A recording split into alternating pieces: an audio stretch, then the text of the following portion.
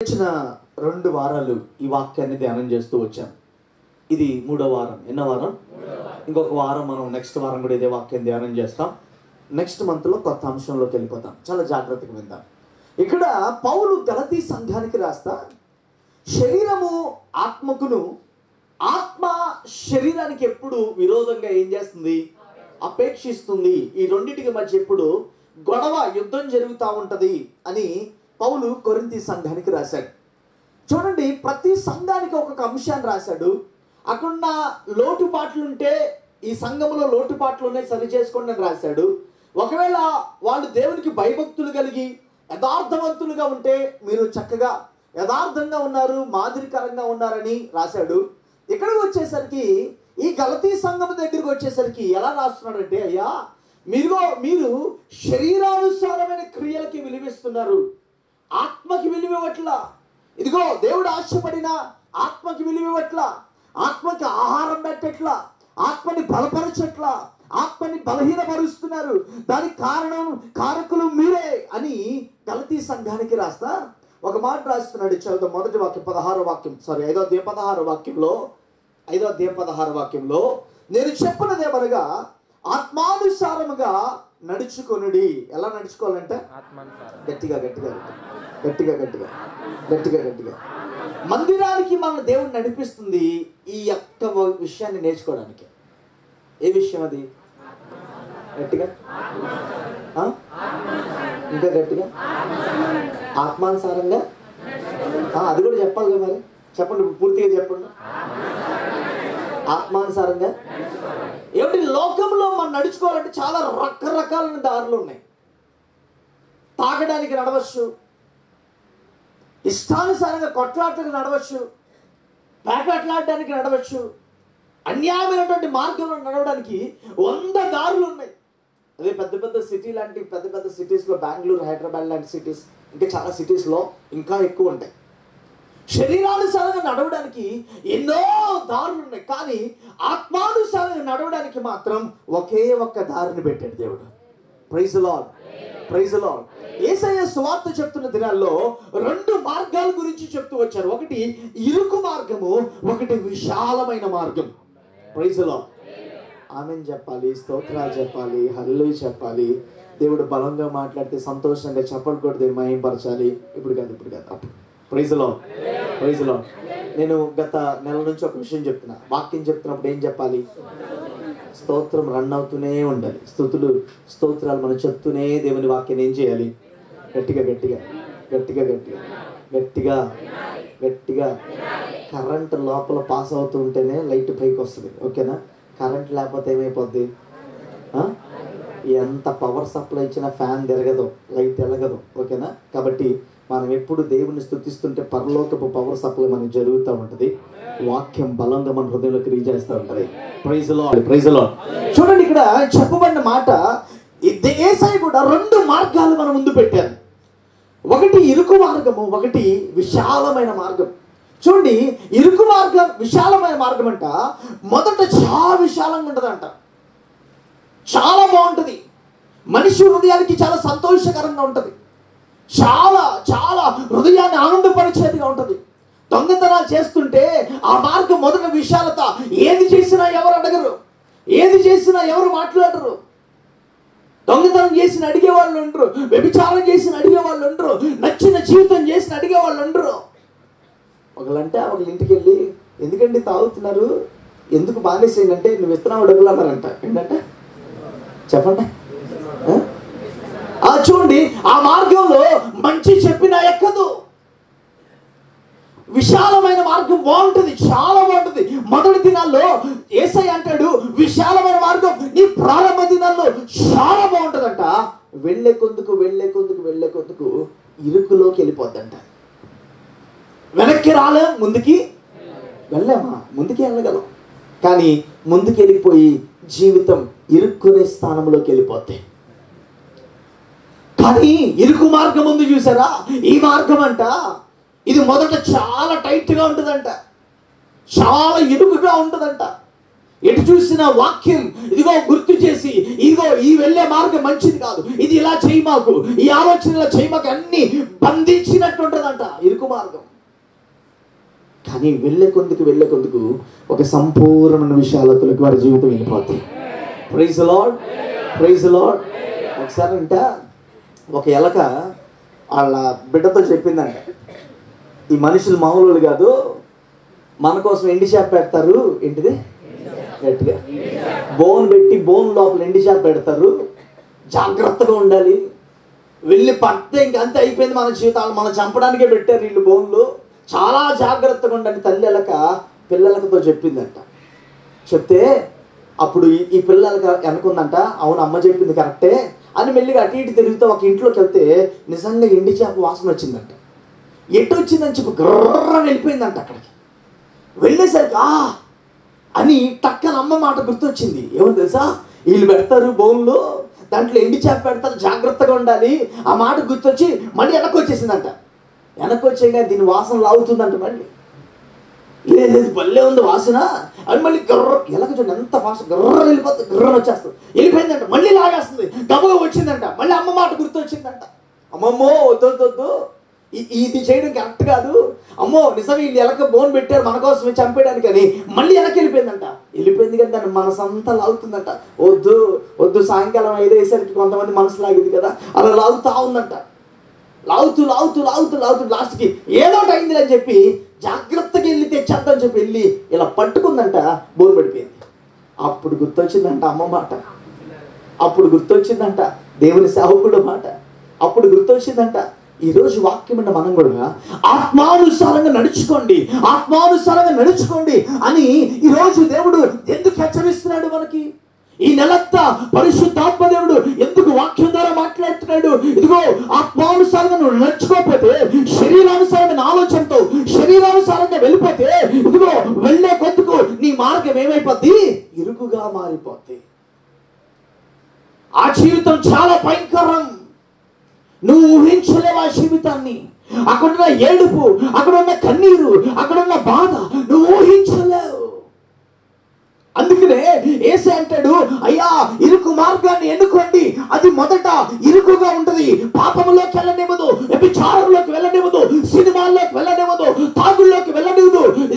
అవన్నీ నీకు ఇబ్బందిగా ఉంటది, అవన్నీ చేయకుండా ఉండడానికి నీకు ఇబ్బందిగా ఉంటది. కానీ నువ్వు వాటన్నిటిని ఏం చేయి, ఎదిరించి ఒక్కడిగా టైట్గా నిలబడి నువ్వు అలా నడుచుకొని వెళ్ళు, తర్వాత నీ జీవితం చాలా బాగుంటుంది.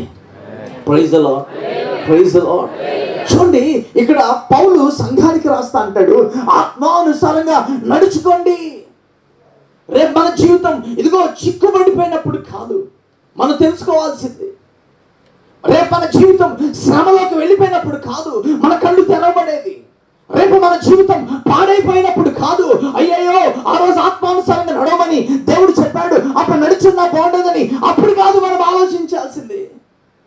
పౌలు సంఘానికి రాస్తాయా, ఈ సంఘంలో చాలా మంది శరీరానుసారంగానే ఆలోచిస్తున్నారు, అన్నీ కూడా ఆత్మానుసారంగా ఏం చేయట్లా అని వాళ్ళని హెచ్చరిస్తున్నాడు. దేవుని చిత్తం అయితే నెక్స్ట్ మంత్ అంతా 1 దశలోనిక 2 దశలోనిక పత్రిక ధ్యానం చేస్తున్నాం. Praise Lord. చూడండి ఇక్కడ ఈ దశలోనిక గలతీ సంఘానికి రాస్తా, శరీరం ఆత్మ శరీరానికి విరోధంగా ఏం చేస్తుంది? గట్టిగా అపేక్షిస్తుంది, గొడవ పడుతుంది, పోరాడుతుంది. ఇప్పుడు గెలిపించాల్సింది దేనో తెలుసా? మనం ఆత్మను గెలిపించాలి. ఆదివారం మందిరం దేనికోసం వస్తున్నాం? గట్టిగా మనలో ఉన్న గట్టిగా ఇంకా గట్టిగా ఆత్మని బలపరచడానికి వస్తున్నాం. శరీరం కోసం రావాలంటే ఇక్కడ కాదు, చాలా ఉన్నాయి. శరీర సంతోషాలు తీసుకోవాలంటే ఎన్నో ఉన్నాయి. మన మందిరానికి మొదట వచ్చిన బ్రదర్స్ ఫస్ట్లో సాయిబాబా కాలనీ ఆ టైంలో ఒకసారి 31 రాత్రి ఆరాధన జరిగి ఉదయాన్నే తెల్లవారుజామున జనవరి 1 31 రాత్రి అంతా ప్రార్థనలో ఉన్నారు. ఉదయాన్నే ఈ చర్చి నుంచి ఆ చర్చికి వెళ్ళాం. డీబీ రోడ్ చర్చి నుంచి సాయిబాబా కాలనీ చర్చికి వచ్చాం. వచ్చేసరికి అన్నయ్య బయటికి వెళ్ళి వస్తాను సార్, నేను పొద్దున పూటకి వెళ్ళరండి అన్న, నాకేం తెలుసు. వెళ్ళి వచ్చేవాళ్ళు అంటే ఫుల్ తాగేసి వచ్చారు. నేను అన్నా ఎంత పొద్దున మీకు ఎక్కడ దొరికింది? నేను అన్నాను, ఇన్ని సంవత్సరాలు ఇక్కడ చర్చి పెట్టుకుని ఉన్నాను, నాకే తెలీదు ఇంత పొద్దున ఇక్కడ ఉంటుందని. అది ఎక్కడుందో కూడా నాకు అంత కరెక్ట్గా మీకు ఎలా తెలిసింది అంటే, వాళ్ళ మనసు దాని మీద ఉంది, వాళ్ళ ఆలోచనలు గట్టిగా దాని మీద ఉంది. చూడండి, గమనించండి. ఒకవేళ నీ మనసు శరీరానుసారమైన దాని మీద ఉంటే దాని వైపే నువ్వు వెళ్ళిపోతూ ఉంటావు. ఇంకో మాట చెప్పనా, అది నీకు కరెక్ట్గానే ఉంటుంది. దేవుడు నిన్ను ఒక దెబ్బ కొట్టి చెప్పినా నీ మనస్సు దేవుని వైపు తిరగకపోతే నీకు అదే కరెక్ట్గా ఉంటుంది. శరీరానుసారంగా నువ్వు ఆలోచిస్తే, శరీరానుసారంగా నువ్వు ఏది చేసినా నీ దృష్టికి అది కరెక్ట్గానే ఉంటుంది. ఆత్మానుసారంగా ఎప్పుడైతే నడవడం ప్రారంభిస్తామో పరిశుద్ధాత్మను నడిపిస్తూ ఉంటాడు. అప్పుడు ఏమైందో తెలుసా, నేను మొన్నటి వరకు చేసింది తప్పని అనిపిస్తుంది, నేను మొన్నటి వరకు చేసిన ఆలోచన తప్పని మనకి అనిపిస్తూ ఉంటుంది. చూడండి, శరీరానుసారమైన శరీరం ఆత్మకును, ఆత్మ శరీరానికి విరోధంగా ఏం చేస్తుందంట? గట్టిగా ఏం చేస్తుంది? అపేక్షిస్తుంది. సీరియల్లో చూపించేది ప్రతిదీ కూడా శరీరానుసారంగానే చూపిస్తారు. యేసయ్య శత్రువునే ప్రేమించమంటే సీరియల్ అత్తను కొట్టమని చూపిస్తారు, కోడల మీద పన్నాగమని చూపిస్తారు. చూడండి, సినిమాల్లో సీరియల్ అన్నింటిలో శరీరానుసారంగానే వాళ్ళు రాస్తున్నారు. ఆ స్క్రిప్ట్స్ అన్ని కూడా వాళ్ళు చూపించేదంతా శరీరానుసారంగానే. నాకు అర్థం కాదు, ఇప్పుడు కూడా సినిమాల్లో ఒక్క హీరోయిన్ని తేడానికి 10 మంది తలలు నరికేస్తాడు హీరో. ఎన్ని రక్తపాతం చేయమని దేవుడు చెప్పాడు మనకి. అవి మనం ఎంత బాగా చూస్తాం తెలుసా, ఆదివారం ఆరాధన మానేసి.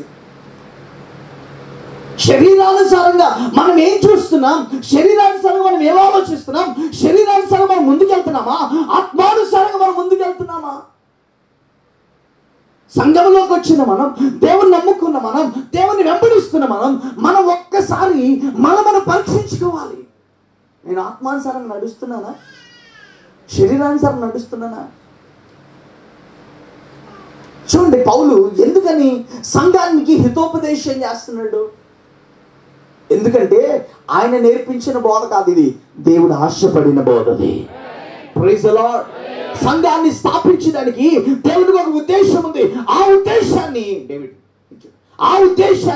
దేవుడు ఏం చేస్తున్నాడు? నేర్పిస్తున్నాడు పౌలు ద్వారా. అయ్యా, ఆత్మానుసారం నడుచుకోండి. చూడండి, ఈ మాట రాస్తూ కింద ఒక మాట రాస్తాడు చూడండి ఒకసారి. మనం 5వ అధ్యాయంలో మొదటి వాక్యం చదువుతారా? ఈ స్వాతంత్ర్యము అనుగ్రహించి క్రీస్తు మనలను స్వతంత్రులుగా చేసి ఉన్నాడు. కాబట్టి స్థిరముగా నిలిచి మరలా దాస్యం అనే కాడి క్రింద చిక్కు కొనకుడి. హల్లెలూయా. ఈ వాక్యాన్ని కొంచెం ధ్యానం చేద్దాం అందరం కూడా. ఇప్పుడు ఇగో, ఒకప్పుడు మనం దాస్యపు కాడి క్రింద ఉన్నాం, పాపం అనే కాడి కింద ఉన్నాం. ఒకప్పుడు లోకం అనేటువంటి కాడి కింద ఉన్నాం, లోక ఆశలు అనే కాడి కింద బ్రతికాం. ఆ కాడి మనల్ని వంచేసింది. మన ఎదగనీయకుండా, మన గొప్పవాళ్ళు అవనీయకుండా, దేవుడికి దగ్గర అవనీయకుండా ఆ దాస్యపు పాపపు కాడి మనల్ని ఏం చేసింది? గట్టిగా ఏం చేసింది? వంచేసింది. యేసయ్య వచ్చి ఏం చేసింది తెలుసా? మన పైన మనల్ని వంచేస్తున్న కాడిని ఆయన అభిషేకంతో విర్రగొట్టాడు. ఆయన గట్టిగా చెప్పగలుగుతారు. మన అభిషేకం అంట ప్రతి కాడిని ఏం చేస్తుందంట? గట్టిగా ఏం చేస్తుంది? విరగొడుతుందంట. ఇప్పుడు మన మీద ఉన్న ఆ కాడిని తీయగానే మనం స్వతంత్రులయ్యాం. మనం ఏమయ్యాం? గట్టిగా చూడండి, కొన్నిసార్లు గర్వం మనల్ని అణిచేస్తుంది, అన్యాయపు కార్యాలు మనల్ని అణిచేస్తాయి. సినిమాలు మన దేవుల్లో ముందు బలపరచనీయకుండా సినిమాలు మనల్ని అణిచేస్తాయి, సీరియల్ మనల్ని అణిచేస్తాయి. మొన్న 8th క్లాస్ పాప ఒక ఫోన్ చూస్తుంటే ఏంటని చెప్పి నేను చూస్తే సీరియల్ చూస్తుంది ఆ పాప. 8th class. నేను అనుకున్నాను, ఎంత ఎఫెక్టివ్ ఈ పని చేస్తున్నాయి, ఎంత ఎఫెక్టివ్గా పనిచేస్తున్నాయి చూడండి ఒకసారి. పిల్లలకు మీరు ఎప్పుడైనా గమనించండి, నోటితో చెప్పేదానికంటే కూడా కళ్ళతో చూస్తున్నది వాళ్ళకి ఎక్కువ క్రియేట్ చేస్తుంది. గుర్తుపెట్టుకోండి, తల్లిదండ్రులు ఉన్న పిల్లలు కళ్ళతో ఏదైతే వాళ్ళు చూస్తున్నారో అది వాళ్ళని బాగా జీవితంలో అట్రాక్ట్ చేస్తుంది. మనం జాగ్రత్త పడాల్సిన పిల్లల దగ్గర ఎక్కడో తెలుసా, కళ్ళతో వాళ్ళు ఏదైతే చూస్తున్నారో అది మంచిదో చెడో అది మాత్రం మనం చూడాలి. వారిని ఆత్మీయతలోకి నడిపించేదా లేకపోతే శరీరానుసారంగా నడిపించేదా అని చూడాలి. చూడండి, ఇప్పుడు ఎంత ఎడిక్ట్ అయిపోయారంటే, ఫోన్స్ లేకపోతే పిల్లలు అన్నం తినరు. ఫోన్ లేకపోతే పిల్లలు ఏం చేయరు.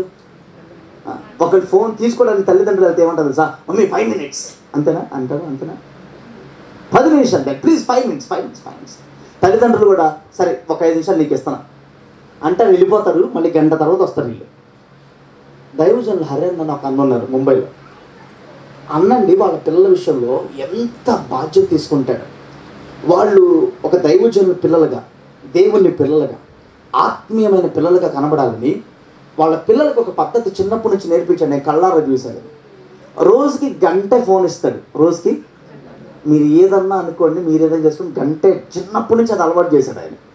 నాకు తెలిసి 2014లో అనుకుంటా నేను ముంబైకి వెళ్ళాను. అప్పటి నుంచి తర్వాత చాలాసార్లు వెళ్ళా. ప్రతి సంవత్సరం వెళ్ళినప్పుడు చూస్తా, సాయంకాలం ఒక 7 నుంచి 8 ఇచ్చి ఏం చేస్తాడు తెలుసా, 2 కొడుకులే, అమ్మ ఫోన్ ఒకటి నాన్న ఫోన్ ఒకటి, పక్కనే కూర్చుంటాడు ఆయన కుర్చీ వేసుకొని కూర్చో. వాళ్ళు ఏం చూస్తున్నారో చూస్తూ ఉంటారు, అడగడు, మాట్లాడు. ఒకవేళ వాళ్ళు అలాగే వేరే వాటిలోకి, అంటే ఈ సినిమాల్లోకో వేరే ఆటలాడే డాన్స్లు ఆడేటువంటి ప్రోగ్రాంలకి వెళ్తే వెంటనే చెప్తాడు, దీనికైతే ఫోన్ ఇవ్వను. మీకు తెలుసో తెలీదో 8 సంవత్సరాలు ఆ తండ్రి వాళ్ళ దగ్గరుండి బాధ్యత తీసుకున్నాడండి. ఆ పిల్లలు ఇప్పుడు ఎలా అయిపోయారు తెలుసా, మంచి ఆత్మీయులుగా మారిపోయారు. Praise Lord. మంచి ఆత్మీయులుగా మారిపోయారు వాళ్ళు. ఈరోజు వాక్యాన్ని వింటున్న మన స్వతంత్రులుగా యేసయ్య చేస్తే మనము దాస్యపు కాడి కిందకి మళ్ళీ వెళ్ళిపోతున్నాం. ఈరోజు దేవుడు స్వతంత్రులుగా చేసేసాడు, మన కుటుంబాన్ని స్వతంత్రులుగా చేసేసాడు. మన మీద ఉన్న కాడిని విర్రగొట్టేశాడు. మన మీద ఉన్న దాస్యపు కాడి, పాపపు కాడి, దాన్ని విర్రగొట్టి దాసిని మన దగ్గర నుంచి ఏం చేశాడు, తరిమేశాడు. ఈరోజు మనం స్వతంత్రులుగా చేస్తే మళ్ళీ మనం వెళ్ళంట దాని కాడి కిందకే మనం ఏం చేస్తున్నామంట, వెళ్ళిపోతున్నామంట. ఆవులు ఒక బండి ఉంటుంది, దాని మీద ఒక కాడి ఉంటుంది. వాటి కిందకి అవి ఇలా వెళ్ళి ఏం చేస్తాయి, గట్టిగా చెప్పండి, గట్టిగా. ఆ రైతు అలా లేపి దాని మీద పెడతాడా, అదే తలోంచి వెళ్తుందా, గట్టిగా తలోంచి వెళ్తుంది. గుర్తుపెట్టుకోండి ఎప్పుడన్నా. దేవుడు విడిచిపెట్టేశాడు, మనల్ని స్వతంత్రులుగా చేసేసాడు.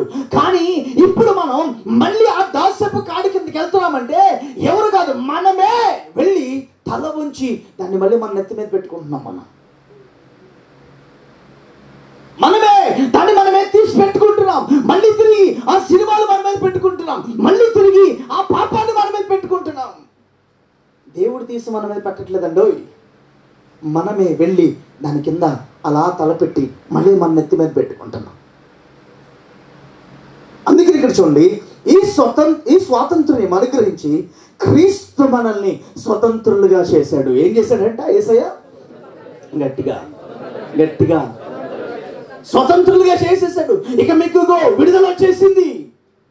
మీకు నేను విడుదల ఇచ్చేసా, మీ జీవితానికి విడుదల ఇచ్చేసా, మీకు సంతోషాన్ని అనుగ్రహించేసా అని మనకు విడుదల ఇచ్చేస్తే మళ్ళీ ఏం చేస్తున్నాం చూడండి, అక్కడ రాస్తున్నమాట. కాబట్టి మీరు స్థిరముగా నిలిచి ఏం చేయాలంట, దాస్యమను కాడి క్రింద చిక్కుకొనకుడి. ఆయన మన స్వతంత్రులుగా చేసేసాడు. మన రక్తముతో కడిగాడు, మన పరిశుద్ధపరిచాడు, జీవగ్రంథంలో మన పేరు రాశాడు. ఆయన పరిశుద్ధ నామాన్ని ఇదిగో మనకు అనుగ్రహించాడు, తండ్రి అని పిలిచే భాగ్యం ఇచ్చాడు. ఈరోజు దానిలో ఆనందించకుండా చాలా మంది మళ్ళీ తిరిగి ఏం చేస్తున్నారు, ఆ కాడి కిందకి గట్టిగా. ఒక ఆయన అంటాడు, అన్న 7 సంవత్సరాలు ప్రార్థన చేశాను అన్న సిగరెట్ మానేయాలని. దేవుని కృపలు దేవుడు నాకు విడుదల ఇచ్చేసాడు. మళ్ళీ ఇప్పుడు నేనే వెళ్తున్నాను అన్న తాగడానికి. ఒకసారి గమనిద్దాం, మనం ఎంత ప్రార్థన చేస్తే దేవుడు ఎంత విడుదలిచ్చాడు మనకి, ఎంత ప్రార్థన చేస్తే ఎంత కృపనిచ్చాడు. మన ప్రార్థన కంటే మించి ఆయన కృపతో రక్షణ ఇచ్చి, ఆయన రక్తాన్ని ఇచ్చి ఆయన మన సజీవులుగా చేసి ఈరోజు నుంచో పెడితే మళ్ళీ మనం అంటే ఏం చేస్తున్నాం, కాడి కిందకి వెళ్ళిపోయి ఏం చేస్తున్నాం, తల గట్టిగా పెట్టి మన మీద కాడెత్తుకొని దాన్ని మోస్తూ కష్టపడతా శ్రమలు పడతా వెళ్తున్నామంట. అందుకని పౌలు అంటాడు, అయ్యా మీరు ఇక ఎలా ఉండండి, స్థిరముగా నిలిచి. ఎలా నిలబడాలంట? గట్టిగా ఎలా నిలబడాలంట? స్థిరముగా నిలబడాలంట. స్థిరముగా నిలబడడం అంటే, ఒకసారి దేవుడు మందిరాన్ని కట్టమన్నప్పుడు ఒక మాట అంటాడు, మీరు పర్వతం ఎక్కి ఏం చేయండి, మ్రానులు. మనం పోయినసారి ఒకసారి ధ్యానం చేసాం. మీరు పర్వతం ఎక్కి మ్రానులు నరికి అవే తీసుకొచ్చి నా మందిరాన్ని కట్టండి అన్నాడు. అసలు నిజంగా ఆలోచిస్తే పర్వతం కొండ కాదు, పర్వతం. కొండ అంటే ఎక్కేసేయచ్చు, పర్వతం గట్టిగా ప్రైజ్ లార్డ్. చేతులెత్తి స్తోత్రం చెప్పండి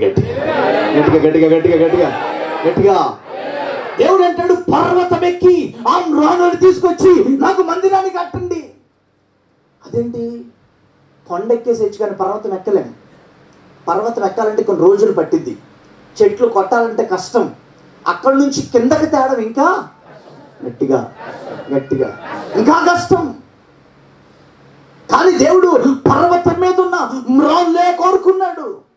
ఈరోజు ఎందుకో తెలుసా, ఆ మ్రానులు కోరుకోవడానికి ఎందుకో తెలుసా, కారణం ఏంటి తెలుసా, అవి స్థిరముగా నిలబడుతున్నాయి. పర్వతం పైన విపరీతమైన గాలి వస్తుంది, పర్వతం పైన బలమంగా ఉండదు, అక్కడ మట్టి ఉండదు, అక్కడ ఏమీ ఉండదు, అక్కడ నీరు పోసే వాళ్ళు ఉండరు, అక్కడ ఆ చెట్లని పోషించే వాళ్ళు ఉండరు. ఒక మాటలో చెప్పాలంటే, అక్కడ పర్వతం పైన వచ్చే గాలికి మనిషి కింద పడిపోతాడు. కానీ ఆ గాలిని ఎదుర్కొని ఆ చెట్లు బలముగా నిలబడి, తిన్నగా నిలబడి, నిటారుగా నిలబడంట, అవన్నీ గాలిని తట్టుకొని నిలబడుతున్న ఆ చెట్లని దేవుడు కోరుకుంటున్నాడు. దేనికి తెలుసా, నా మందిరం కట్టడానికి. Praise Lord. చూడండి, ఈ భూమి మీద ఉన్న లోకములో తిరుగుతున్న చెట్లని కోరుకోవట్లా దేవుడు. ఈరోజు వాక్యంని మనం గమనిద్దామా, ఆయన మనల్ని ఏర్పాటు చేసుకొని మనం పిలుచుకుంది ఎందుకు తెలుసా, పర్వతం పైన మ్రానులుగా ఉండమని. ఏ సుడిగాలు వచ్చినా, ఏ పెనుగాలు వచ్చినా, ఏది నీ జీవితానికి వచ్చి కొట్టినా నువ్వు బలముగా నిలబడితే దేవుడు నిన్ను నిలబెట్టి వాడుకుంటాడు. Praise Lord. ఎన్ని శ్రమలు నా బైబిల్ కాలేజ్లో నన్ను కొట్టినాయో. అసలు ఫ్యాక్టరీ చెప్పాలంటే 150 రూపాయలు ఫీజు కట్టలేని స్థితిలో ఉండేవాడిని, కానీ బలమైన విశ్వాసం ఉండేది. పరిచయలోకి వచ్చాక నేను అప్పటికిప్పుడు ఒకటే తీర్మానం, మా డాడీ మమ్మీని కూడా నేనేం అడగకూడదు, సంఘంలో కూడా అడగకూడదని ఒకసారి నేను తీర్మానం చేసుకుని, దేవుడు అన్నాడు, వాక్యాన్ని నేర్పించినానా, వాక్యాన్ని నువ్వు దాచేసి అదేదో గొప్ప విశ్వాసంలో ఫీల్ అవ్వమాకని చెప్పాడు దేవుడు. సంఘాన్ని నేర్పించు, నా మీద ఆధారపడి జీవించు. ఎన్నో ఆటుపోట్లు అనేకమైన శ్రమలు కొడుతుంటే బలముగా నిలబడితే దేవుడు అన్నాడు, 11 నిన్ను వాడుకోబోతున్నాను. Praise lord. లోకంలో ఇదిగో ఈ భూమి మీద, ఈ కొండల మీద, ఇదిగో ఈ లోకంలో ఇదిగో చాలా చెట్లు ఉన్నాయి, కానీ దేవుడు పర్వతం మీద ఉన్న మ్రానులు తెచ్చి కట్టమండి. ఎందుకు తెలుసా, అవి శ్రమగా ఉన్నాయి. చిన్న వాటికి నువ్వు పడిపోతే, చిన్న ఒక పాపము నీ దగ్గరకు వస్తే నువ్వు పడిపోతే, చిన్న సినిమాలకే నువ్వు పడిపోతే, చిన్న సీరియల్కే నువ్వు పడిపోతే, చిన్న త్రాగుడికే నువ్వు పడిపోతే, నువ్వు స్థిరంగా నిలబడకపోతే దేవుడు రేపు నిన్ను ఎలా ఎన్నుకుంటాడు? ఆయన బాప్తిసం పొంది 10 సంవత్సరాలు అవుతుంది, బాప్తిసం పొంది అనేక దినాలు అవుతుంది, ఇప్పటికి నువ్వు స్థిరంగా నిలబడలా. ఇంకా లోకంలో అటు ఇటు కొట్లాడుతున్నావు నువ్వు ఈరోజు. అందుకనే పౌలు సంఘానికి రాస్తా, గలతీ సంఘానికి రాస్తా, అయ్యా మీరు స్థిరంగా నిలిచి, ఎలా అంట, స్థిరంగా నిలబడండి. మీరు స్థిరంగా ప్రభువులో, స్థిరంగా వాక్యములో, స్థిరంగా ప్రార్థనలో స్థిరపడండి, సంఘములో స్థిరపడండి. చూడండి, మనం స్థిరంగా నిలబడకపోతే చిన్న వాటికి పడిపోతాయి. దేవుడు రేపు మన జీవితంలో చేయాలనుకున్న చేయగలడా? ఏమంటే మీకే 2 కొడుకులు ఉన్నారండి, ఇచ్చిన డబ్బు అంతా పాడు చేస్తున్నాడు, ఇచ్చిన ఆస్తి అంతా పాడు చేస్తున్నాడు, ఇచ్చిన ప్రతి సంవత్సరం డబ్బులు ఇస్తున్నా పాడు చేస్తున్నాడు. ఇవ్వాలనిపిస్తుందా? గట్టిగా కొంతమంది అసలు ఏమి లేచారు. అదే దాన్ని జాగ్రత్త చేసుకుని స్థిరంగా నిలబడి 5కి 10, 10కి 20 సంపాదించుకునే బిడ్డగా ఉంటే మీకు కూడా ఏమనిపిస్తుంది? రేపు ఏదైనా అవసరం వచ్చి ఏదైనా చేయాలంటే సహాయం తల్లిదండ్రులు ఏం చేస్తారు? గట్టిగా గట్టిగా సహాయం చేయాలనిపిస్తుంది. దేవుడు ఏది ఇచ్చినా నువ్వు పాడు చేసుకుంటే, స్థిరముగా నిలబడకపోతే, దేవుడు ఏది ఇచ్చినా దాన్ని పాడు చేసుకుంటా, స్థిరముగా నిలబడకుండా దేవుడు ఆయన చేయాలనుకున్న పనిని కూడా పాడు చేసేస్తే, నువ్వు శరీరానుసారంగా ఆలోచన చేసుకుంటా, శరీరానుసారంగా నడుచుకుంటా, శరీరానుసారంగా ప్రవర్తించుకుంటూ వెళ్ళిపోతుంటే, ఆత్మానుసారంగా నడవకుండా, ఆత్మ నడిపింపులోకి నువ్వు రాకుండా స్థిరపడకపోతే దేవుడు రేపు ఎలా చేస్తాడు నీ జీవితంలో కార్యం? దేవుడు నిన్ను ఒక పని అప్పగిస్తే దాని ద్వారా దేవుని మహిమని ఇస్తే ఇంకో నెక్స్ట్ లెవెల్ సూపర్ ఉంటాం. ఇచ్చిన పనిని, ఇచ్చిన కుటుంబాన్ని, ఇచ్చిన బిడ్డల్ని, ఇచ్చిన జీవితాన్ని నువ్వు పాడు చేసుకుంటే దేవుని మహిమ ఎక్కడ వెళ్తుంది? అందుకని అంటాడు పౌలు గలతీ సంఘానికి రాస్తా అంటాడు, అయ్యా నువ్వు స్థిరముగా నిలిచి. ఎలా అంట? గట్టిగా గట్టిగా. ఎలా నిలిచి? స్థిరముగా నిలిచి. నువ్వు స్థిరంగా నిలబడాలి. ఏమంటే నేను మాట చెప్పనా, జీవితంలో చూడండి, కొంతమంది ఊనే కంపెనీలు మారుతూ ఉంటారు. నేను సాఫ్ట్వేర్లో చూస్తూ ఉంటాను కొంతమందిని, ఏమైనా ఎక్కడి నుంచి అక్కడికక్కడ దూకుతూ ఉంటారు. ఎక్కడ స్థిరంగా ఉంటారు? అక్కడ ఏదో సమస్య, ఎక్కడేదో సమస్య, అక్కడేదో సమస్య, ఇక్కడేదో సమస్య మారుతానంటారు. కొంతమంది స్కూల్ అనమాట, మా పిన్ ఉంటుంది ఒక ఆమె, మా మమ్మీ చెల్లి అవుతుంది, సంవత్సరంలో 3 సార్లు మార్చింది పిల్లల స్కూల్. ఏంటి సంవత్సరంలో ఒక స్కూల్ కాదండి, అలా అయినా పర్లా. సంవత్సరంలో ఎన్ని? గట్టిగా 3 సార్లు ఇల్లు స్కూల్ మార్చింది పిల్లల్ని. వాళ్ళకి ఏమొస్తుంది చదువు? ఇంకా ఆశ్చర్యం ఏం చెప్పినా 4 సార్లు ఇల్లు మారింది సంవత్సరంలో. ఎన్నిసార్లు? గట్టిగా. ఒకసారి మా బాబాయ్ వచ్చి ఇంటికి వచ్చి తలుపు కొడుతున్నాడు, ఇల్లు మారి వెళ్ళిపోయింది. ఇవి చెప్పలా, అప్పుడు ఫోన్లు లేవుగా. వచ్చి మా ఆవిడ ఎక్కడ, మా పిల్లలు ఎక్కడ అంటున్నాడు. ఈ ఇల్లు మారిపోయిన సంగతి. ఆఫీస్కి వెళ్ళాడు పొద్దున, మధ్యాహ్నం పక్కన వాళ్ళతో ఏదో గొడవ అయింది, సాయంకాలం ఇల్లు మారిపోయింది.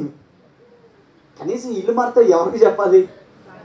గట్టిగా భర్త కన్నా గబ్బ మా ఇంటికి వచ్చేసాడు. నేను బయట నుంచి ఉన్నా, నేను అన్నయ్య అంట. ఏంటి అన్నయ్య అన్న? బాబాయ్ అన్న. అన్నయ్య అంట. ఏంటి అన్నయ్య అన్న? అరే అక్క ఎదురా అన్నాడు. ఏమైంది అన్న? అరే ఇల్లంతా సామాన్ ఖాళీగా ఉందంటే, సరే పదంగా వెళ్ళి ఇద్దరు వెళ్ళి చూస్తే ఇల్లంతా ఖాళీ. ఇప్పుడు ఎవరిని అడగాలి వెళ్ళి? లాస్ట్కి ఇద్దరు కలిసి వాళ్ళ అమ్మోళ్ళ ఇంటికి వెళ్ళి, ఏమ్మా నీ కూతురు ఇల్లు మారింది, కనీసం మీకన్నా చెప్పిందా? అయ్యా నాకు కూడా చెప్పలేదు అయ్యా. లాస్ట్కి అక్కడ ఉన్న ఓనర్ని పట్టుకొని, ఇక్కడికి ఒక కారు ఒక వెహికల్ వచ్చింది, ఆ వెహికల్ మొత్తం ట్రాన్స్పోర్టేషన్ అంతా జరిగి తీసుకెళ్ళింది. ఆయన ఎక్కడ ఉంటుంది ఆ వెహికల్ అంటే పలానా స్టాండ్లో ఉంటుంది అంటే. అక్కడికి వెళ్ళాక ఆయన చెప్తున్నాడు, పలానా ఇల్లు సార్. అయ్యా కొంచెం రాయి అని మళ్ళీ ఆయన చేతిలో 100 రూపాయలు పెట్టి తీసుకొని వెళ్తే, ఏంటి కనీసం మాట చెప్పాలి, ఇల్లు మారితే నేను ఎత్తుకున్నానంటే, నువ్వు ఎలాగైనా ఇంటికి వచ్చేస్తావు నాకు తెలుసు. ఏంటంటే ఎలాగైనా వచ్చేస్తావు తెలుసు. స్థిరము లేకపోతే, నేను మాట చెప్పనా, తల్లిదండ్రులు స్థిరము లేకపోతే వాళ్ళ పిల్లల పునాదులు కదిలిపోతాయి. తల్లిదండ్రులు బలముగా క్రీస్తులో ఆత్మీయంగా లేకపోతే వాళ్ళ పిల్లల పునాదులు కదిలిపోతాయి. స్థిరముగా ఉండదు వాళ్ళ కుటుంబం, వాళ్ళ జీవితం కూడా స్థిరంగా ఉండదు. అందుకే చూడండి ఇక్కడ రాసిన మాట, మీరేం చేయండి, మీరు స్థిరముగా నిలిచి. తర్వాత ఏమంటాడు? మరలా దాస్యమను కాడి క్రింద చిక్కుకొనకుడి. ఏ కాడి కింద అంట? దాస్యం అంటే అర్థం ఏంటి? దాస్యం అంటే ఏంటి అర్థం ఏంటి? ఎవరైనా చెప్పగలరా? బానిసత్వం. ఏంటిది? గట్టిగా. బానిసత్వం అంటే ఒకళ్ళ కింద వెట్టి చాకిరి చేయడం. ఒకళ్ళు స్వతంత్రులు అంటే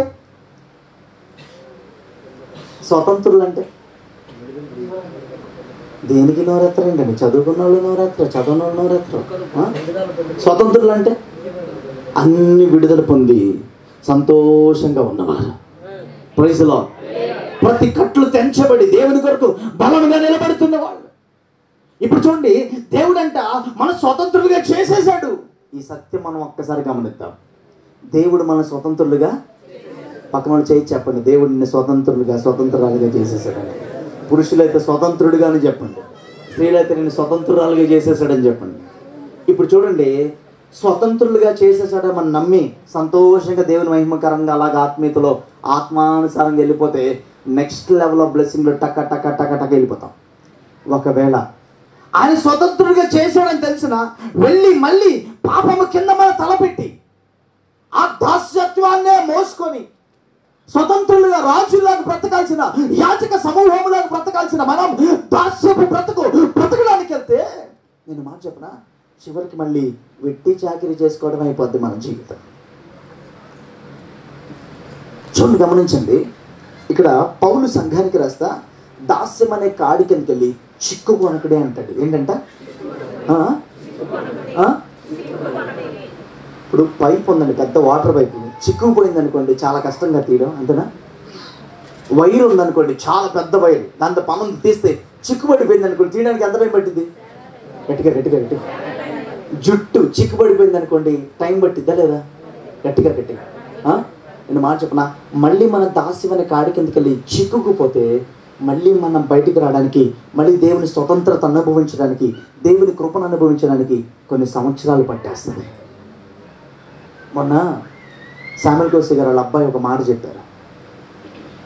ఆయన చెప్పిన మాట ఇప్పుడు కూడా నా మైండ్లో తిరుగుతూ ఉంటుంది.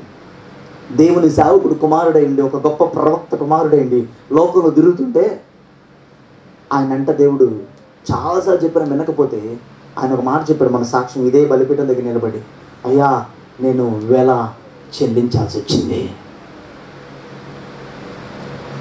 దగ్గర 7-11 చెప్పాడు ఆయన. ఎన్ని?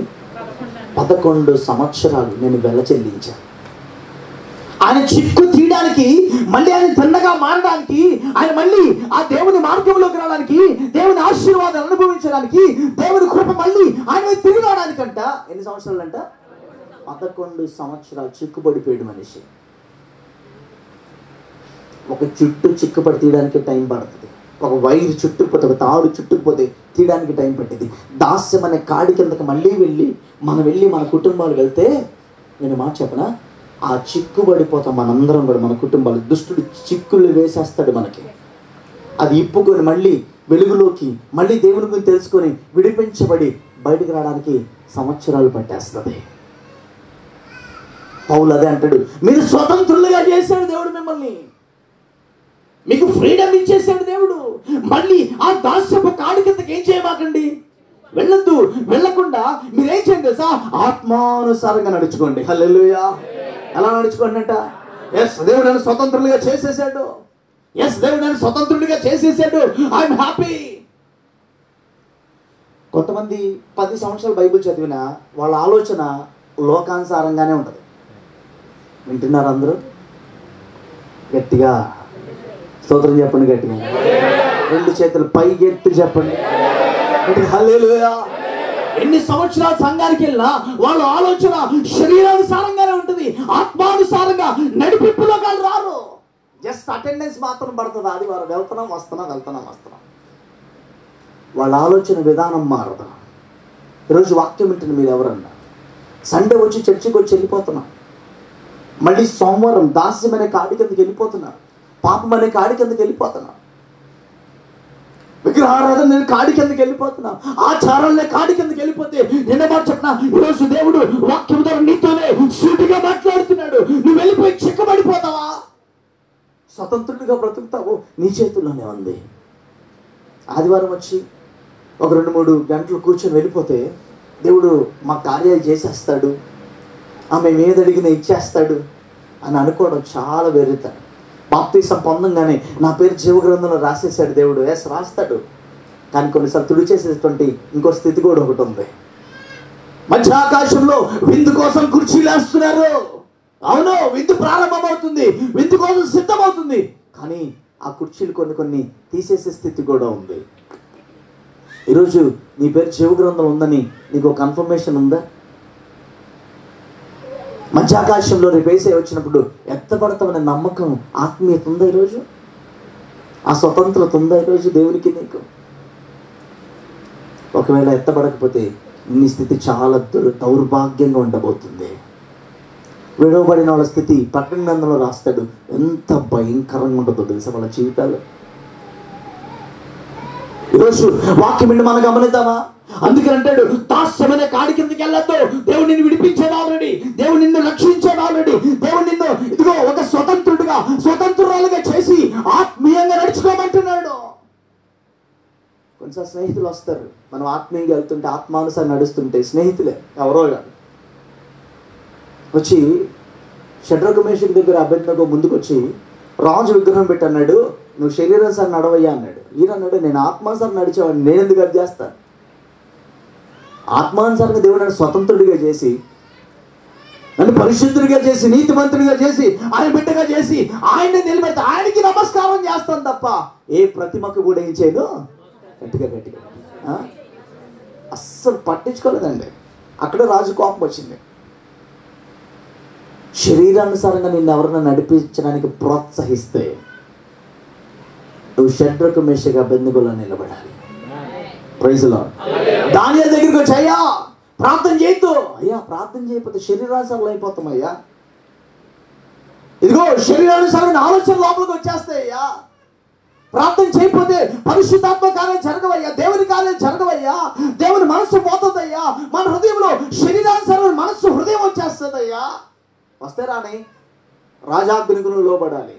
నేను రాజాజ్ఞకు లోబడను, నా రాజుల రాజు అయిన ఆజ్ఞకు లోబడతా. హల్లెలూయా. రాజులకు రాజుకి, ఆ ప్రభువుల ప్రభుకి నేను లోబడతా. ప్రార్థన చేయకూడదు, లేదు నేను చేస్తాను.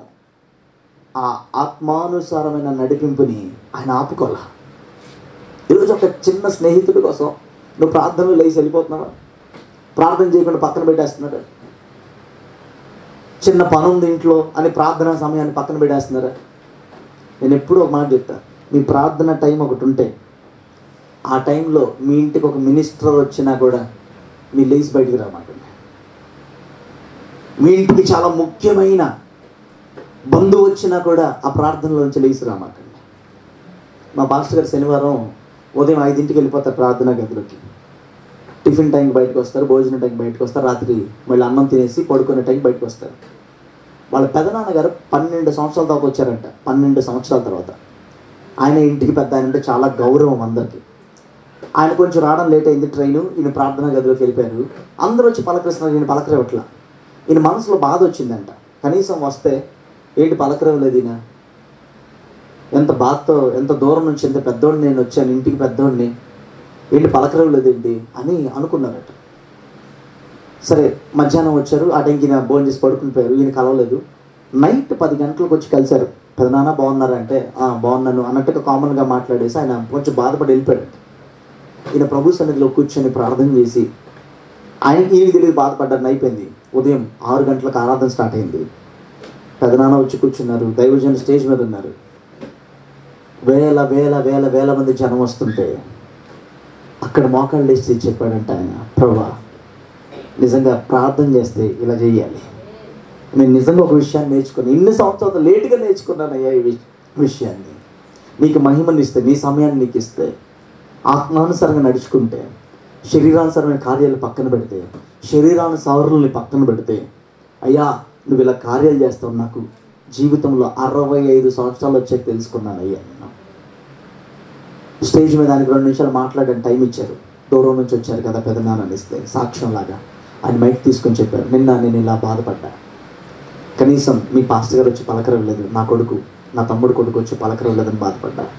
కానీ ఈరోజు ఆరాధనలోకి వచ్చి కూర్చుంటే ఈ పరిశుద్ధాత్మ నడిపింపు, లేకపోతే ఈ వేల మంది జనాన్ని నేను చూస్తే నాకు అర్థమైంది, దేవునికి సమయం ఇచ్చి ఆత్మానుసారంగా నడిస్తే ఇలా దేవుడి కుటుంబాన్ని దీవిస్తాడు, సంఘాన్ని దీవిస్తాడు. హల్లెలూయా, హల్లెలూయా. ఈరోజు వాక్యం మనం గమనిద్దామా? నువ్వు శరీరానుసారమైన మనుషులకి విలువించుకుంటూ వెళ్తున్నావా? నిన్ను చూశాడు, నిన్ను పోషించాడు, నిన్ను అన్ని విషయాలు చూసుకున్నాడు. కానీ దేవుని విషయంలోకి వచ్చేసరికి కొన్నిసార్లు మనిషిని కూడా నువ్వు పక్కన పెట్టాలి. అప్పుడే నువ్వు ఆత్మానుసారంగా నడిచినట్టు. రాజుని పక్కన పెట్టారు, రాజశాస్త్రాన్ని పక్కన పెట్టారు. నేను మాట చెప్పిన, అగ్నిగుండంలో పడేస్తుంటే, 7 రెట్లు పెంచి పడేస్తుంటే భయపడలా. నేను మాట చెప్పిన, ఆత్మానుసారంగా నడిచే వాళ్ళకి ఆత్మలో ఒక ధైర్యం ఇస్తాడు దేవుడు. Praise the Lord. నెబుకద్నెజర్ రాజు లాంటి వాళ్ళు, ఫరో లాంటి వాళ్ళు ముందున్న కూడా మోషే లాంటి వాళ్ళు భయపడరు. ఎందుకు తెలుసా? వాళ్ళు ఆత్మచేత నడిపించబడుతున్నవారు. Praise the lord. సాతానికి ఎవరంటే భయమో తెలుసా? పాస్టర్లు అందరంటే భయం ఉండదు, సేవకులు అందరంటే భయం ఉండదు. ఆత్మానుసారం నడిచేవారంటేనే భయం, అభిషేకం కలిగిన వారంటేనే భయం. Praise the Lord. Praise the Lord. ఆత్మానుసారం నడుచుకోండి, మీరు స్వతంత్రులు అయ్యారు. స్వతంత్రులు అయిన మనం దేనికి ఎక్కువ విలువ ఇవ్వాలి అంటే దేవునికి ఎక్కువ విలువ ఇవ్వాలి. మొదటి స్థానం ఎవరికి ఇవ్వాలి? గట్టిగా దేవునికి మొదటి స్థానం అంటే ఎలాగా? మనకు ఒక ప్రార్థనా సమయం ఉండాలి. ఆ ప్రార్థనా సమయంలో దేవునికి తప్ప ఎవ్వరికి కూడా ఏం చేయకూడదు, అవకాశం గట్టిగా ఏం చేయకూడదు, గట్టిగా ఇవ్వకూడదు. అప్పుడే దేవునికి నువ్వు ప్రథమ స్థానం ఇచ్చినట్టు. లేకపోతే నీ ఇంట్లో ఒక శుభకార్యం జరుగుతుంది, దేవునికే సంపూర్ణ మహిమ ఇవ్వాలి. అమ్మో, ఒకవేళ దేవునికి ఎక్కువ విలువిచ్చే కార్యక్రమం చేస్తే, ప్రార్థన ఎక్కువ విలువిచ్చే కార్యక్రమం చేస్తే మా బంధువులు ఏమనుకుంటారు, మా స్నేహితులు ఏమనుకుంటారు? ఎవరు ఆలోచిస్తారు దేశలాగా? శరీరానుసార్లు ఆలోచిస్తారు. ఆత్మలో ఆలోచించే వాళ్ళు ఎప్పుడు దేవుని దుఃఖపెట్టడానికి ఇష్టపడరు, దేవుణ్ణి బాధపెట్టడానికి చెప్పండి గట్టిగా ఏం చేయరు, ఇష్టపడరు. చూడండి, గమనించండి, దేవుడు ఎంత విలువైన జీవితం ఇచ్చినా ఆ స్వతంత్రతని సంతోషించకుండా, ఆ స్వతంత్రతను అనుభవించకుండా దాస్యమైన కాడి కిందకి పద్దాగా వెళ్ళిపోతూ ఉంటారు. ఇంక వాళ్ళ జీవితంలో ఆ స్వాతంత్రపు సంతోషాన్ని అనుభవించలేరు వాళ్ళు. ఈరోజు వాక్యంలో గమనిద్దామా? నిన్ను స్వతంత్రుడిగా చేశాడు దేవుడు, నువ్వు స్వతంత్రురాలుగా చేశాడు. సంతోషంగా దేవుని స్తుతిస్తూ వెళ్ళిపో, సంతోషంగా దేవుని కనపరుస్తూ వెళ్ళిపో. నీ జీవితంలో భార్యని ఇచ్చాడు, ఇంకా భార్యని చూడకుండా వెళ్ళిపో. నీకు భర్తని ఇచ్చాడు, ఇంకా భర్తని చూడకుండా వెళ్ళిపో. శరీరానుసారంగా ఆలోచించకుండా ఆత్మానుసారంగా వెళ్ళిపో. నువ్వు వెళ్తున్న ప్రతి మార్గంలో నీకు దేవుడు విషయం ఇస్తానే ఉంటాడు. హల్లెలూయా, హల్లెలూయా. ఆ స్వతంత్రత యొక్క విలువ నీకు అర్థమైతే, ఈరోజు వాక్యము ద్వారా దేవుడిని విడిపించిన ఆ స్వాతంత్రం యొక్క అర్థమైతే, ఆ విలువ నీకు అర్థమైతే, నీ జీవితంలో వేసే ప్రతి అడుగుని దేవుడు దీవిస్తాడు. Praise the Lord. అది అర్థం చేసుకోకుండా నీ పక్కాకని తల తీసుకెళ్ళి నీ ఆ దాస్యపడే కాడి కింద పెడితే నీ ఇంట్లో దుఃఖమే, నీ జీవితంలో దుఃఖమే, సంతోషం ఉండదు. ఈరోజు యవనస్తులు చాలా జాగ్రత్తగా గమనించండి. మిమ్మల్ని స్వతంత్రులుగా చేసి మిమ్మల్ని దేవుడు దీవించి ఉన్నతమైన స్థానంలో పెట్టాలనుకుంటే నీ తల పద్దాకా తీసుకెళ్ళి దాస్యమనే కాడి కింద పెట్టమాక. సినిమాలనే కాడి దగ్గరికి వెళ్ళిపోమాకు, అది నెత్తిని పెట్టుకోకు. విగ్రహారాధన కాడి తీసి నీ నెత్తి మీద పెట్టుకోకు. వ్యభిచారం అనే కాడి తీసి నీ నెత్తి మీద పెట్టుకొని మోసుకుంటే వెళ్తే నీకే భారం, అది నీకే కష్టం. అది దేవుడు అసలు కాడి పైన తీసేసి స్వతంత్రుడిగా బ్రతకరా బాబు అంటే నేను మోయడమే నాకు ఇష్టం, అదే మోస్తానంటే సరే ఎంతకాలం మోస్తాము? కొంతమంది ఆళ్ళ మాటలు చెప్పి భక్తిని జడగొట్టుకుంటారు. ఏంటిది? గట్టిగా భక్తిని జడగొట్టుకుంటారు అన్నమాకండి, ముందు మాట కూడా చెప్పండి. ఆళ్ళ మాటలు ఇని ఏం చేస్తారు? గట్టిగా వాళ్ళ ఆత్మానుసారం నడిచే మార్గాన్ని కూడా జడగొట్టుకుంటారు చాలామంది. ఒకసారి అంట ఊర్లో ఒక హోదా కలిగిన వ్యక్తి, ఒక అధికారం కలిగిన వ్యక్తి వాళ్ళ ఆవిడకు ఒక చీర కొన్నాడంట. ఏంటంట? అలా కొంచెం హోదాగా ఉన్న వ్యక్తి అందరి ముందు గొప్పగా ఇస్తారు కదా, అంతేనా? మా ఆవిడకి నేను చీర కొన్నా అందరి ముందు ఇస్తుంటే అందరూ అడిగారంట, అన్న ఎంత అయిందన్నా వదిలికి చీర కొన్నాం? మీరు కొనలేరా ఆ రేటుకి? ఏమన్నారు అక్కడ? మీరు కొనలేరా అంత రేటుకి, ఆ రేటుకి అంటే లేదన్నా చెప్పులే అన్న, 5,000 రా, 5,000 భలే ఉందన్న చీర అని వీళ్ళకి కూడా మనసులో అనిపించి మా భార్యలు కూడా ఏం చేయాలి, ఇలాంటిదే కొనాలని. అన్న ఎక్కడ కొన్నావు, ఏ షాపు అంటే పలానా షాపు రా. సరే వీళ్ళు కూడా అన్న కొంటే మనం కొనకూడదా, అన్న వాళ్ళు ఆవిడ కొంటే మేము కొనకూడదా అని వీళ్ళు కూడా వెళ్ళారంట. ఓ 3 వెళ్ళారు. షాప్కి వెళ్ళంట, అన్న మొన్న పలానా ఊరు నుంచి ఒక ఆయన పెద్ద ఆయన తెలుసుగా నీకు, మంచి అధికారం కలిగినాడు, హోదా కలిగినాడు, తెలుసు కదా మావాడు, వాళ్ళ ఆవిడకి వదినమ్మకి చీర కొన్నాడు కదా, అదే కావాలన్నా. ఏంటంట? అదే కావాలి అనగానే ఓకే ఆయన కదా పలానా ఆయన, అవునని చెప్పి ఆ చీర తీసుకొచ్చి అలా పెట్టారంట. ఎంత అండి రేట్ అంటే 500 అన్నారంట. ఎంత రేట్గా? అన్న 5,000 అని చెప్తే నువ్వేంటి 500 అంటావు? తీసే, మాకు అన్న కొన్నదే కావాలి. అన్న వాళ్ళ ఆవిడకి అలాంటిది కొంటే మావిడికి కూడా 5,000 పెట్టే. అక్కడ ఆ ఓనర్కి అర్థమయ్యి రే అది కాదురా 5,000 చీర అంటారా, అది తీసుకురంటారా అంటే ఆ చీరను ఇటు తీసుకెళ్ళి డబ్బా మార్చి మళ్ళీ అలా తీసుకొచ్చి ఇదే కదా మీరు అడిగింది 5,000, ఇదే 5,000 అనగా ఇదే అన్న ఏంటంట ఇదే అన్న అని చెప్తే సరే అని చెప్పి 5,000 డబ్బులు ఇచ్చి 500 చీరకు 5,000 డబ్బులు ఇచ్చి సంతోషంగా తీసుకెళ్ళి ఇప్పుడు ఎవరి ముందు ఇవ్వాలి? అన్న ముందు ఇస్తేనేగా. అన్నాళ్ళు అందరూ ఉన్నప్పుడు అన్న మా భార్య కూడా కొన్నా ఉన్నా, సేమ్ కొట్లో కొన్నా ఉన్నా, సేమ్ చీర చూడు వదినమ్మ కొన్నదే కొన్నాం. ఎంత కొన్నారా? ఇంత డౌట్ వచ్చింది. ఎంత చెప్పాడు రా అన్న? ఫస్ట్ వెళ్ళగానే చీప్ 500 చీర తీశాడన్నా. మనం ఒప్పుకుంటామా? మా అన్న ఎలా ఇచ్చిన మేము అయిపోవాలి అంటే ఎంత ఇచ్చారా లాస్ట్కి అంటే బేరం వద్దన్నా మనకి, నువ్వు ఎలా ఇచ్చావు వదినమ్మకి మేము అలా ఇవ్వాలి అని చెప్పి లాస్ట్కి ఎంత ఇచ్చారు అసలు చెప్పండి అంటే 5,000 ఇచ్చుకున్నామన్నా నువ్వులకి. అప్పుడు ఆయన అంటాడంట, అరే 500 బాబు నేను ఇచ్చింది అన్నాడట. అలాగా ఆళ్ళ మాటలు వింటే నష్టపోయేది మనమే. ఆళ్ళ మాటలు భక్తి చేస్తే నష్టపోయేది మనమే. ఆళ్ళ మాటలిని ఇదిగో సంఘములోకి మనం నడిపించబడితే మనమే నష్టపోయేది. మనం నడిపించబడాల్సింది ఆత్మానుసారంగా నడిపించబడాలి, వాక్యానుసారంగా నడిపించబడాలి, పరిశుద్ధాత్మగా నడిపించబడాలి. కానీ మన భక్తి జీవితం ఒక వ్యక్తితో నడవకూడదు, ఒక వ్యక్తిని చూసి నడవకూడదు. యేసే అంటాడు, ఈ లోకానికి యేసే వచ్చి బాప్తీసం తీసుకున్నాడు, ప్రార్థన చేశాడు. ఆయనకి ఎందుకండి బాప్తీసం? అసలు ఆయన పరిశుద్ధుడండి, నీతిమంతుడండి, ఆయనకి ఎందుకండి బాప్తీసం? కానీ మనకు ఒక మాదిరిని చూపించాడు. ఆయన ఒక్క మాట ఆజ్ఞాపిస్తే ఒక వ్యూహము దేవదూతలు దిగి వస్తాయి ఆయనకి సహాయం చేయడానికి. సాతానుతో అంటాడు యేసయ్య, నేను ఇప్పుడు మాట్లాడితే ఒక సైన్యం దిగి వస్తుంది, రాళ్ళను రొట్టె చేసుకోయ్యా, నువ్వు చెప్పింది నేను వినేదేంటే. కానీ ఒక మాట గమనించండి, ఆయన మోకాళ్ళు వేసి ప్రార్థన చేశాడు తండ్రికి. ఆయన ఆజ్ఞాపిస్తే జరిగిపోతే ప్రార్థన ఎందుకు చేయాలి? కానీ మనకు ఒక మాదిరిని చూపించాడు. Praise the Lord. ఈ లోకంలో మనలాగా శ్రమ పడ్డాడు, పని చేశాడు. చెక్క పని కూడా కొంతకాలం వేసే చేశాడట, పని చేశాడు.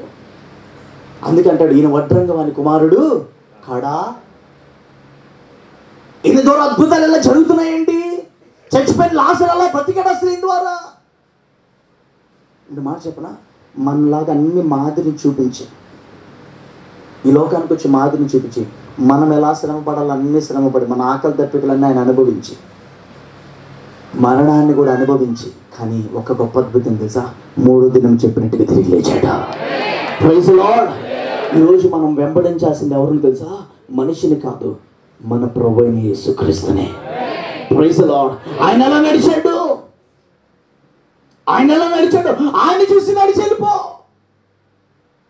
ఆయన ఎలా నడిచాడు? ఆయన చూసి నడిచి వెళ్ళిపో. పౌలు అంటాడు, నేను నా ప్రభువుని చూసి నేర్చుకున్నాను. మనిషిని చూసి నేర్చుకున్నాను అంటలా, ఏంటంట? ప్రభువుని చూసి నేర్చుకోవాలట. నేను మాట ఎప్పుడు చెప్తా, మనిషిని చూసి భక్తి చేస్తే అయిపోయింది నీ జీవితం. దేవుడి మీద ఇష్టం ఉండదు, ప్రార్థన చేయాలనిపించదు. కానీ దేవుణ్ణి చూసి నువ్వు భక్తి చేసినప్పుడు లోపల ఒక ఓట ఉబికినట్టుగా ఒక స్వతంత్రత అనుభవం ఉడికిద్ది మనలో. Praise the Lord. దేవుని చూసి నువ్వు వెంబడిస్తున్నప్పుడు లోపల ఎక్కడ లేని సంతోషం. నా ప్రభు కోసం నేను చేస్తున్నా, నా ప్రభు కోసం నేను జీవిస్తున్నా, నన్ను రక్షించిన నా రక్షకుడు కొరకు నేను బ్రతుకుతున్నా, నాకు ఇచ్చిన పని మందిరంలో కానీ పరీక్షల్లో కానీ ఇదిగో నా ప్రభు కోసం చేస్తున్నా అని ఆలోచించి చూడు. అది ఆత్మానుసారమైన నడిపింపు, దాంట్లో సంతోషం ఉంటుంది. Praise the Lord. మనిషిని చూసి, ఈ మనిషి చర్చికి వచ్చి 15 సంవత్సరాలు అయింది, ఏం నేర్చుకున్నాడు? ఈయన చూసి ఈయన పడిపోతుంది. మనిషిని చూసి కాదు మనం నడవాల్సిందే. మన స్వతంత్రులుగా చేశాడు దేవుడు. ఆ స్వతంత్రత అనుగ్రహించిన, రక్షణ అనుగ్రహించిన, ఆ గొప్ప రక్షణ అనుగ్రహించిన ఆ ప్రభువుని చూస్తూ మనం ముందుకు వెళ్ళిపోవాలి. Praise the Lord. Praise the Lord. ఒక మాట ముగిస్తాను. దేవుడు మోషేతో అన్నారు, నువ్వు ఫరో దగ్గరికి వెళ్ళంటే, నేను వెళ్ళలేనయ్యా, నేను నత్తోడినయ్యా, నేను మాట్లాడిన, ఎన్ని సాకులు చెప్పాడు. మోషే నేను నీకు తోడుగా ఉంటాను, వెళ్ళు మోషే. లేదయ్యా, నా వల్ల కాదయ్యా. ఒక మనిషిని కోరుకున్నాడు, ఆ మనిషే ఇశ్రాయేల్ ప్రజలు చాలా మందిని నాశనం అయిపోవడానికి కారకుడయ్యాడు. ఆ అహరోను తోడుగా పంపించమన్నాడు, అహరోను దేవుడు పంపించాడు. ఇక్కడ చూడండి, దేవుడు తోడుకుంటానంటే మనిషి తోడు కావాలనుకున్నాడు. ఈ వ్యక్తి అదే బానిసత్వం నుంచి బయటికి తీసుకొచ్చిన ఇశ్రాయేల్ని విగ్రహారాధనలో తీసుకెళ్ళాడు, దూడం తయారు చేసినట్టుగా చేశాడు. ఆ దేవుని కోపానికి అనేక లక్షల మంది అక్కడ చచ్చిపోయారు. దానికి పాత్రుడయ్యాడు అహరోను. ఈరోజు దేవుడే నీకు తోడుగా ఉంటానంటే నువ్వు మనుషులను చూసి ఎందుకు వెళ్తున్నావు? దేవుడే నీకు తోడుగా ఉంటానంటే మనుషులు ఎందుకు వెంబడిస్తున్నావు? నీ అన్నయ్య అవని, నీ తమ్ముడు అవని, నీ చెల్లెవు, నీ అక్క అవని, నీ తండ్రి అవని, తల్లి అవని, దేవుని నడిపింపులో మాత్రం ఏ వ్యక్తిని తీసుకొచ్చి పెట్టమా. దేవునికి వెళ్ళాల్సిన మహిమ దేవునికి మాత్రం ఇచ్చేయి, మనుషులకి ఇవ్వద్దు. ఒక్క మార్చి ముగిస్తా. ఏ మనిషికైతే నువ్వు మహిమని, దేవుని మహిమని తీసిస్తావో ఆ మహిమే, ఆ మనిషే నీ శత్రువు అవుతాడు. ఆ మనిషే నీ జీవితం శత్రువుగా మారిపోతాడు. ఆ వ్యక్తి ద్వారా నువ్వు నష్టాన్ని చూస్తావు. ఆ వ్యక్తి ద్వారా నీ కన్నీళ్ళు మిగులుతాయి. దేవుడు ఉండాల్సిన స్థానంలో దేవుణ్ణే పెట్టి ఇప్పుడు చుట్టుపక్కల వాళ్ళందరూ దేవుడు మన వైపు తిప్పుతాడు. Praise Lord, praise Lord. మన ఉపవాస ప్రార్థన జరుగుతుంటే ఒక్కొక్కరు ఫోన్ చేసి, అన్నయ్య ఈరోజు రాలేకపోతున్నాను అన్నయ్య, ఈరోజు అస్సలు ఒప్పుకోవట్లేదు అన్నయ్య. ఒప్పుకుంటే ఒప్పుకుని నాకేంటి దేవుడు చెప్పుకో అని ఫోన్ పెట్టగానే వచ్చేస్తున్నారు చర్చికి. అక్కడ కనుక నేను కనుక కొంచెం లూజ్ ఇచ్చావునా, కష్టంగా ఉందా, మీ ఇంజనీర్ ఒప్పుకోవట్లేదా, సరే సరే ఒకసారి పోనీ అన్నాను అనుకోండి, నాకు ఇస్తాడు దేవుడు. ఒక మాట గమనించాను, కొన్నిసార్లు చాలా మొండిగా ఉంటుంది దేవుని విషయంలో. ఎందుకంటే అక్కడ నేను కనుక మొండిగా ఉండకపోతే, సల్లని లూజ్ ఇస్తే దేవుడు చేయాలనుకున్న పని అక్కడ ఆగిపోద్ది. అందుకనే అంటాడు పౌలు సంఘానికి రాస్తా, ఆత్మానుసారంగా నడుచుకోండి. శరీరం ఎప్పుడు మనతో పోరాడుతుంటుంది. శరీరానికి, శరీర ఇష్టానికి, శరీర కోరికలకి కాదు మనం ముఖ్యత్వం ఇవ్వాల్సింది దేవునికి, ఆయన పనికి, ఆయన చిత్తానికి, ఆయన ఉద్దేశానికి. హల్లెలూయా. నా కోసం ఎన్నో చేశాడు దేవుడు, ఆయన కొరకే బ్రతుకుతా, ఆయన కొరకే జీవిస్తా, ఆయన ఒక్కటి చాలు నాకు అని ఎప్పుడైతే నువ్వు ఒక ఫైనల్గా వస్తావో నీ జీవితంలో, అక్కడే నీ ఆశీర్వాదం స్టార్ట్ అవుతుంది. మనిషికి మహిమనయ్యా, గౌరవిస్తా, అందరినీ ప్రేమిస్తా, కానీ మనిషికి మహిమని మనం నీకే విలువిస్తా. నువ్వు చెప్పిన మాట్లాడుసారి నడుస్తా. వాక్యం ఈ ఆదివారం ఏం మాట్లాడుతున్నావయ్యా, ఆ వాక్యానుసారం నడుస్తా. బైబిల్ చదివినప్పుడు నువ్వేం మాట్లాడతావో దాని ప్రకారం నడుస్తా. ఎప్పుడైతే ఒక నిర్ధారణకు వస్తావో, దేవునికి ఇవ్వాల్సిన మహిమ దేవునికి ఇచ్చేస్తావో. ఒక మాట చెప్పనా, దేవునికి ఇవ్వాల్సిన మహిమ నీ పనికి ఇవ్వమాక, దేవునికి ఇవ్వాల్సిన మహిమ నీ ఆఫీసర్స్కి ఇవ్వమాక, దేవునికి ఇవ్వాల్సిన మహిమ నీ బాస్కి ఇవ్వమాక, దేవునికి ఇవ్వాల్సిన మహిమ నీ అధికారం చేసే ఇంజనీర్కి ఇవ్వమాక, దేవుడు చేసే మహిమని, దేవునికి ఇవ్వాల్సిన మహిమని నీ పిల్లలకి, నీ తల్లిదండ్రులకు కూడా ఇవ్వమాక. అప్పుడే నువ్వు ఆత్మానుసారంగా నడుస్తున్నావని అర్థం. అప్పుడే